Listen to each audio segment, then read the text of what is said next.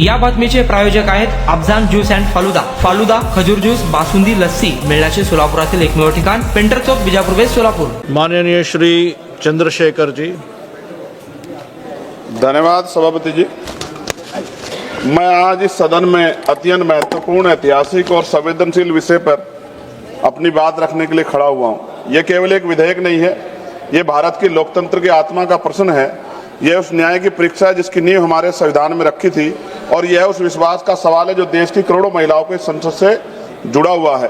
सभापति जी, मैं शुरुआत से स्पष्ट कर देना चाहता हूं कि हम महिला आरक्षण के पक्ष में हैं और हम इसे महिलाओं का संवैधानिक अधिकार मानते हैं। लोकतंत्र में समर्थन और सवाल दोनों साथ चलते हैं। मेरी तो सरकार से मांग है कि आधी आबादी 50% है, 33% की, उनको बढ़ा के 51% कर देना चाहिए। जब बराबरी महिलाओं को तो सदियों से नहीं मिला, जो वो बढ़ के मिलना चाहिए। सरकार की और हाउस की ये मंशा होनी चाहिए सभापति जी। लेकिन आरक्षण से पहले सुरक्षा के बारे में तो बताना चाहिए कि एनसीआरबी का डेटा क्या कह रहा है। तमाम सरकारों में महिलाओं पर हिंसा हो रही है, इसका जवाब भी सरकारों को देना चाहिए कि जब महिला सुरक्षित नहीं होंगी तो उनके अधिकार की रक्षा कैसे होगी। जब हम महिला सशक्तिकरण की बात करते हैं तो ये कोई नई सोच नहीं है, ये उस परंपरा की निरंतरता है जहां सावित्रीबाई फुले, मां रमाबाई, अहिल्याबाई होलकर, फातिमा शेख, झलकारी बाई, महुदा देवी पासी, अवंतिकाबाई लोधी, मां फूलन देवी जैसी वीरांगनाओं के संघर्ष हमारे सामने उदाहरण है।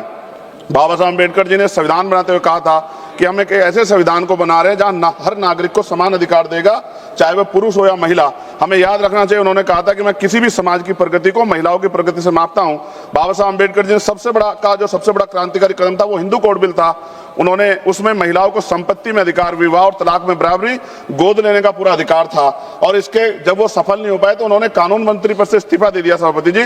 महोदय, 73वें 74वें संविधान संशोधन जिसके तहत अनुच्छेद 243D और 243T में स्थानीय निकायों में महिलाओं के लिए आरक्षण सुनिश्चित किया गया। आज लाखों महिलाएं पंचायत और नगर पालिकाओं में नेतृत्व कर रही है। वो अलग बात है कि बहुत बड़ी संख्या में महिला प्रतिनिधि अपने निर्णय स्वतंत्र रूप से नहीं ले पाती, क्योंकि हमारे समाज ने भी पुरुषों और महिलाओं की बराबरी स्वीकार नहीं किया। कहीं पिता, कहीं पुत्र, कहीं पति उनके निर्णय लेते हैं। ऐसा बहुत बड़े पैमाने पर देखा गया। भाषण चाहे कुछ भी दिया जाए, लेकिन सत्यता यही है सभापति जी।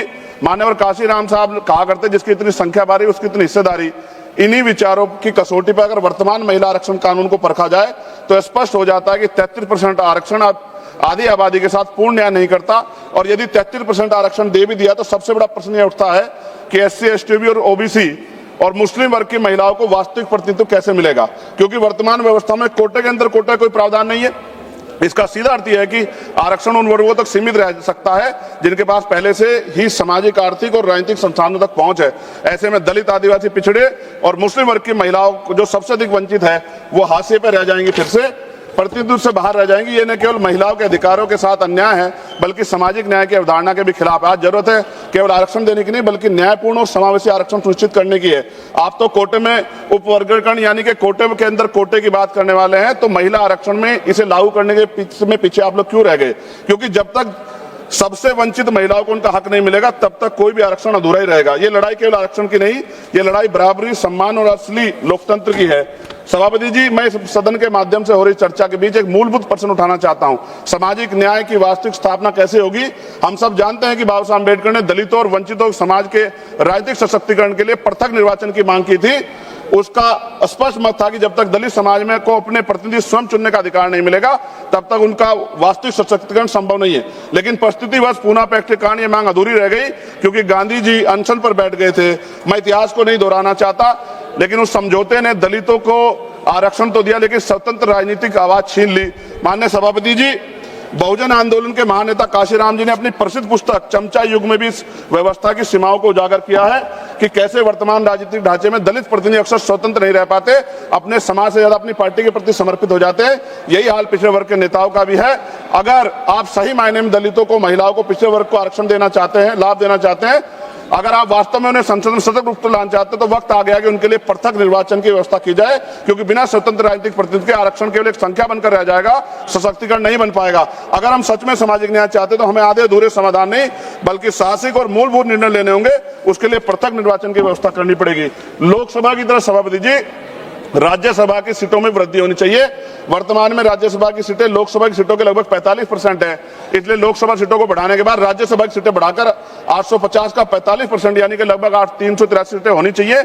सरकार ने अगली जनगणना में, जब गृह मंत्री बोल रहे थे, उन्होंने कहा था कि जातिगत जनगणना कराएंगे, वादा किया था अगली जनगणना में SC ST OBC की जनगणना की जनसंख्या की गणना के बाद अब समय आ गया है कि राज्यसभा, विधानसभा, विधान परिषद में भी SC ST की तरह OBC वर्ग के लोगों को जनसंख्या के अनुपात में आरक्षण दिया जाना चाहिए, जहां जहां भी अब तक लागू नहीं है। और पिछड़ी और अति पिछड़ी जातियों को भी लोकसभा और विधानसभा में आरक्षण की व्यवस्था हो, जैसे SC ST के लोगों को है।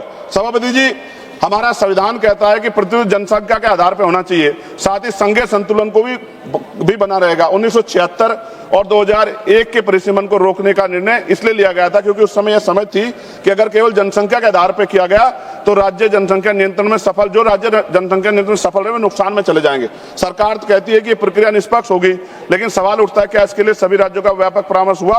क्या कोई सर्वदलीय समिति बनाई गई? क्या राज्यों की सहमति ली गई? अगर नहीं तो ये प्रक्रिया सहमति से नहीं, सख्ती से लागू की जा रही है। मेरी मांग है कि परिसीमन से पहले सर्वदलीय समिति बनाई जाए, राज्यों के बीच संतुलन बनाए रखने के लिए कोई फॉर्मूला तैयार हो। और मेरी मांग है कि राज्य पुनर्गठन के प्रस्ताव है सरकारों के पास, ये परिसीमन से पहले राज्य पुनर्गठन के बारे में सोचा जाए, क्योंकि इतने बड़े बड़े प्रदेशों में उनका भला नहीं हो सकता है। इसलिए बेहतर प्रदेश बनाने के लिए हमें पुनर्गठन के बारे में सोचना चाहिए। सभापति महोदय, महिला आरक्षण कोई राजनीतिक कार्यक्रम नहीं है, महिलाओं का अधिकार है, वोट बैंक की राजनीति से ऊपर उठकर देखना चाहिए। और अखिलेश जी, सभापति जी खत्म करते हुए, अखिलेश जी यहाँ बैठे हुए हैं, मैं उनसे भी आग्रह करूंगा, राजनीति में 1 vote 1 man 1 vote 1 vote 1 value के सिद्धांत पर लोकतंत्र टिका हुआ है। आप देखिए कि दिल्ली की आबादी क्या है और उनको मिल क्या रहा है। हम साउथ के प्रदेशों की चिंता करते हैं, लेकिन क्या ये जो हमारा प्रदेश है, उत्तर भारत है, क्या इधर नहीं देखना चाहिए?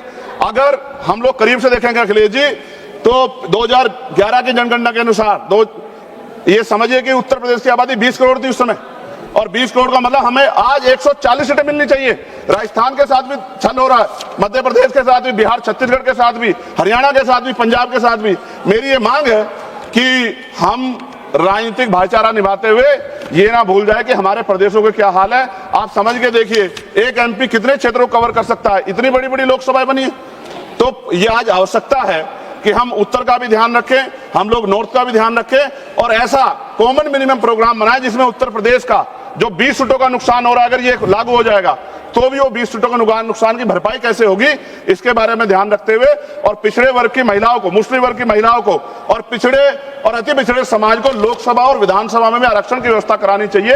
ऐसी मेरी मांग है। बहुत बहुत धन्यवाद। जय भीम, जय भारत, जय संविधान। बाबा साहब अम्बेडकर जिंदाबाद। मान्यवर काशीराम साहब अमर रहे।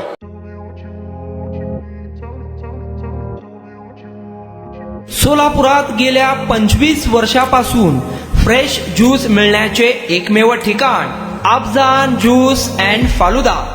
आमच्या इथे स्पेशल फालुदा, खजूर ज्यूस, स्पेशल बासुंदी, स्पेशल आमरस, त्याचबरोबर स्पेशल मलाई लस्सी मिळेल आणि त्याचप्रमाणे विविध फ्रेश फळाचे थंडगार ज्यूस उपलब्ध।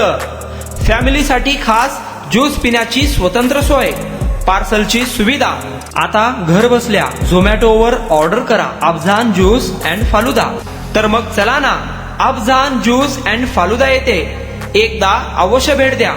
आमचा पत्ता पेंटर चौक, विजापूर वेस्ट, सोलापूर। कॉन्टॅक्ट 9860804055।